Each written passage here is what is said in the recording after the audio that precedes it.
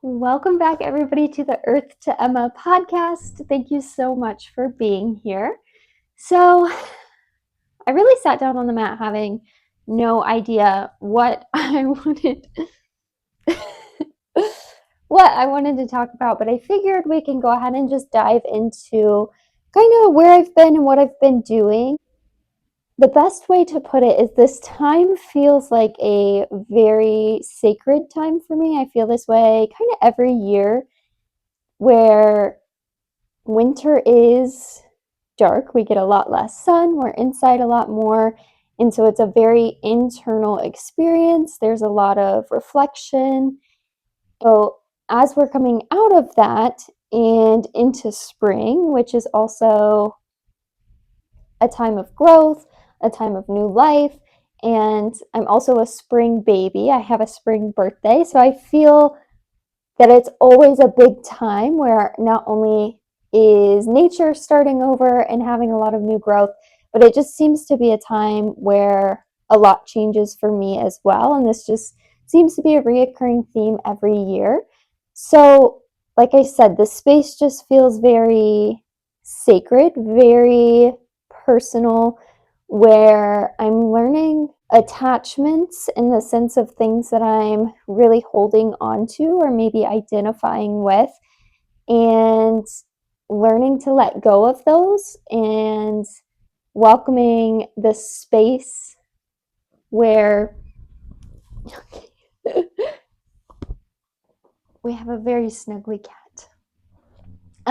Welcoming this space where I might not always know what's going to take its place. So I'm letting go of a lot. And with that, sometimes naturally comes fear of the unknown, just not sure, almost a loss of sense of direction. So there's a lot of things that I'm doing, a lot of things I'm working on. And in this time, feeling like, but why? I wear all these hats. I have all these roles. I have all these things I show up for. But why? And how? Where where am I within myself, and who am I, and how does that align with what I'm doing in my day today? And some of it does align and some of it doesn't. So that's where a lot of the letting go came in. So I'm processing through the letting go and making space for the new, and spending a lot of time kind of in this funk, coming out of winter, just feeling really in a funk and just not aligned, not very in touch with my purpose. And so coming out of winter into spring, and like I said, I'm a spring baby. So coming into this sense of newness, I'm still feeling kind of stuck, kind of like very disconnected. And so, long story short, I ended up booking a very last minute trip to California. And it was one of those things where it wasn't even on my radar until like a day or two before I booked the trip. It wasn't something really planned out very far in advance. It was one of those things, it was like a book that throws itself off the shelf and says, you have to read this. It was one of those moments. It was just this specific area in California came into my realm, into my awareness, and it just felt like it wasn't even an option. I felt this huge gravitational pull that just said, you have to go here, you have to be here. So I just went for it. I just followed that. And a few days before I left, I was doing some journaling and I was writing down, I just want to feel something real. That's what I was going into this. I knew there was a reason I needed to go to this place in California. I just knew there was something there, a lesson to be learned, and that's where I needed to be to learn it. Um, so yeah, I was just writing that I needed to feel something real, that I was searching for something real. So we go to California. In the whole trip, it was just trip of a lifetime. I feel like that's the best way to put it. It was a trip of a lifetime, and it was everything that I feel like I needed and more. And at one moment, we were sitting just sitting on the beach, just watching the waves, listening to the waves. It was a very relaxing, very calm day. And we're just sitting there for a moment in silence. And we had just left the meditation gardens, which are just outside of San Diego. And I highly, highly, highly recommend. It feels like this absolutely sacred ground. It was the most beautiful place, both physically and energetically, that I've ever been. So we're coming out of this space. We just spent an hour in this meditation garden, and now we're sitting on the beach, just kind of taking a moment for ourselves. And I feel like I just get this thought or this download, and it's a thought that's not your own. I don't know how else to explain it. You just get this message, you get this download. And for me, it said, if you want something real, if you're looking for real, then be real. And it sounds so simple, but that one download hit me like a ton of bricks. And it just took me back, almost looking at life in a fishbowl. And I'm like, I see the fishbowl, I see my life, I see all the happenings, I see who I am, and I see all the day-to-day events and things that I'm giving energy to.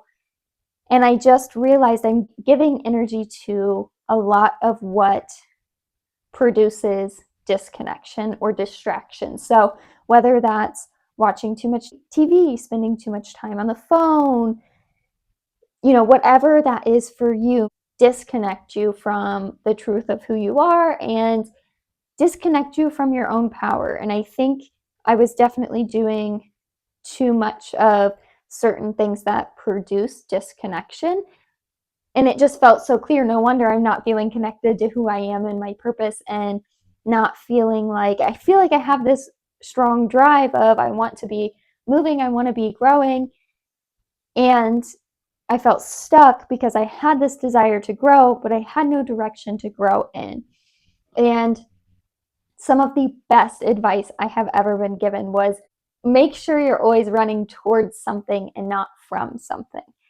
And so before I make any big moves, that's a check-in that I have with myself. Am I moving? Is this taking me towards something, or am I running from something? Am I doing this because I want to avoid something else, or am I doing this out of a place of abundance, out of a place that feels natural and not forced? And this is the next move that pushes me towards ultimately the path that I meant to go down, the person that I meant to be, my best self, my best version.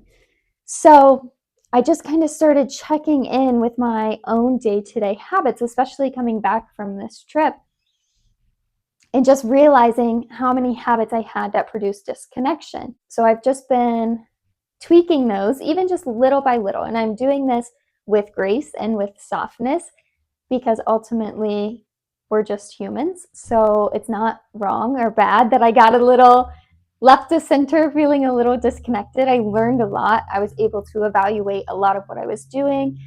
And so I just feel a lot more grounded. I still feel like life is moving because it never stops. So life is still moving. I just don't feel like I'm forcing it to move.